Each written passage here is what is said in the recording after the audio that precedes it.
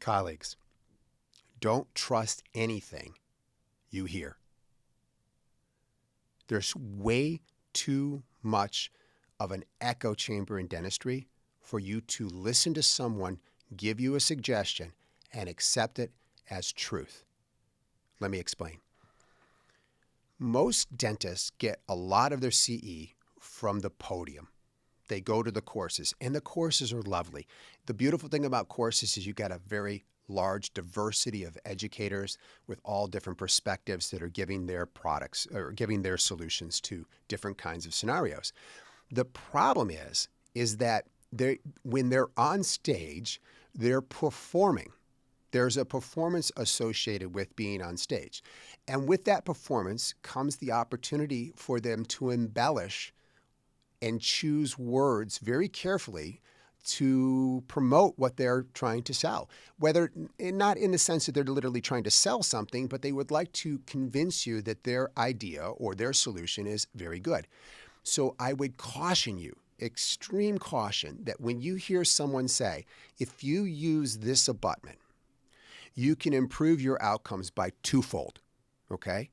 And I just heard this last year. I heard a reputable dentist that we'd all know his name, on stage said, if you do this with this type of an abutment, you can improve your outcomes by twofold.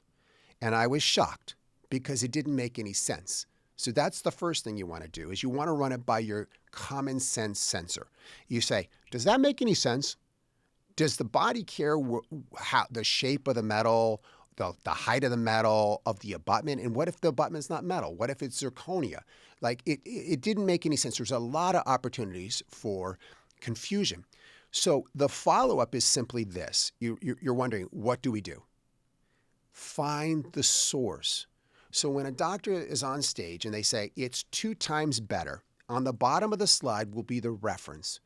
I really encourage you to download and read the reference, because in this particular case, the difference was between 200 and 400 microns. So that's 2 times better, right? Between 200 and 400 microns. What's the problem with this, guys? The problem is you can't measure with digital technology. You can't measure accuracies below 400 microns. And so in engineering, when you can't measure below a certain threshold, it's called noise. And so when you measure noise and then you come up with a conclusion, it's junk in, junk out. You can't measure noise and expect to have a conclusion that has any validity. You have to be above the noise floor. It's called noise to signal ratio in engineering, okay? And so when I see that, I went, oh my gosh, why didn't he say from the stage, from the podium, when he was up there with all these young people in the audience, why didn't he say, you can do 200 this way or 400 this way? Well, it doesn't sound as good. It's not as dramatic. It's not as impactful as 2 times better, right? That sounds much better. So this isn't the first time that I've heard this. And so what I've done in the latter part of my career is I trust no one. So call me someone from Missouri, which is called the show me state, because I want to be shown the paper. I want to read the paper and I want to analyze it.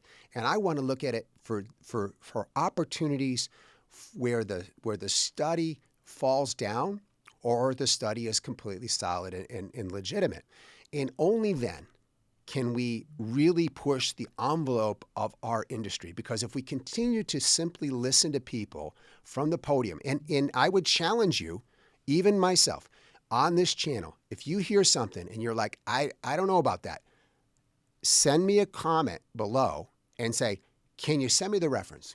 Because I want to read the reference myself, because everything I talk about is grounded in what I've read, not what I've heard. Because the risk here is that you're listening to reputable individuals who are very, very strong in the industry, have very big brand recognition. Everyone knows them. We expect them to be telling the truth. And it's not that they're not telling the truth in their mind. It's just that they're telling their version of the truth and what they've learned, okay? And things change in dentistry, especially in implantology, an enormous pace. I mean, you can't go a week without some new invention coming out that's giving us the opportunity to improve the outcomes for our patients. So, in closing, be very, very careful about what you hear people say, and please, at all costs, try to find the original source and read it. It takes a little bit of extra effort, but I think you'll be really, really happy with the outcome and how your ability to treat your patients will improve. Now, when you dive into the literature, I think what you're going to find is this. The quality of the literature is pretty poor. Now, I don't want to sit here and act like I'm in a position of judgment of the literature, but if you talk to anyone who has done a significant amount of research, I think they will all agree that the vast preponderance of the literature is poor. And what do I mean by that? Well, recently we did a video on titanium allergy. And the proposition or the premise is that the literature is replete with good quality evidence that there is any titanium allergy. Any. Zero. I've gone out and scoured the internet, and there's only a handful of papers that even mention titanium allergy. Just a handful. If titanium had an allergic reaction to people, it would be more obvious because it's everywhere. Titanium dioxide is included in food products like icing. It's included in the vast preponderance of toothpaste for the whitening feature of the toothpaste. It makes the toothpaste look white. It's approved by the FDA and Healthcare Canada for ingestion. We can eat this stuff, right? We put it in the body at $40 billion of orthopedic surgeries last year. $40 billion. That is a lot of titanium going into hips and joints and knees and shoulders all across the body. And so you go to the literature and what do you find? You go, I'm going to read this paper that these guys are talking about, this allergy to titanium. And you read the paper and here's what the paper said. I placed 2 implants in the lower right and they got sick and they failed. I think it was a titanium allergy. Okay? Wow, what a leap. You say, well, anywhere in the paper do they talk about how they placed it or where they placed it? And they kind of do because they placed it in the mucosa. They actually mention in the paper that they didn't get good keratinized gingiva on the outside. So you start, and they also tell you that it was in D1 bone. So D1 bone is very dense. It has a real hard time with blood supply because it's so dense, and it has a lower incidence of integration. And so they put it in a lower right mandible where the bone was poor, it was deficient on the buccal, they had an exposure, and the implants failed to integrate. And so the conclusion was, with all 52 different parameters that we identify in our course that can cause an implant to failure, their idea was that it might have been, and they literally said, this might have been a titanium allergy. But the problem is that on the surface, when you read it, and you just read the conclusion says there might have been a titanium allergy. So now you pose that in the minds of the consumer, especially when you talk to people that aren't educated. And what I mean by that is I'm talking about non-dental people will read that and say there could be a possibility of titanium allergy. And we can hold that true. As a scientist, you would always hold that true. But based on the vast preponderance of the use of titanium dioxide and the fact that it's not causing skin irritations with suntan lotion, all of your mineralized suntan lotion has zinc dioxide or titanium dioxide in it. Those are the mineral ones. Those are the healthy ones. They're not the chemical-based ones. They're the mineral ones. So that's the big push now. And so you're rubbing and slathering this on your body. You're eating cupcakes with it in the frosting. You're brushing your teeth afterwards so you don't get any cavities. You're getting titanium dioxide all the time. So this is what I'm trying to tell you. Read the literature, but read it with an open mind that the literature doesn't mean it's right. So if the study that they did was poor, this is your opportunity to say, I don't subscribe to that belief because the study doesn't support it. The study was put together poorly. I'll give you another example. If you look to the literature for guided versus non-guided, what you'll see is that a lot of the literature early on said that they give you equivalent outcomes. Okay, that you have equivalent outcomes with guided and non-guided. And then one day I had this epiphany. I was looking at content and it was written in the early 2000s. So this is before digital technology allowed us to do a type 4 fully guided system.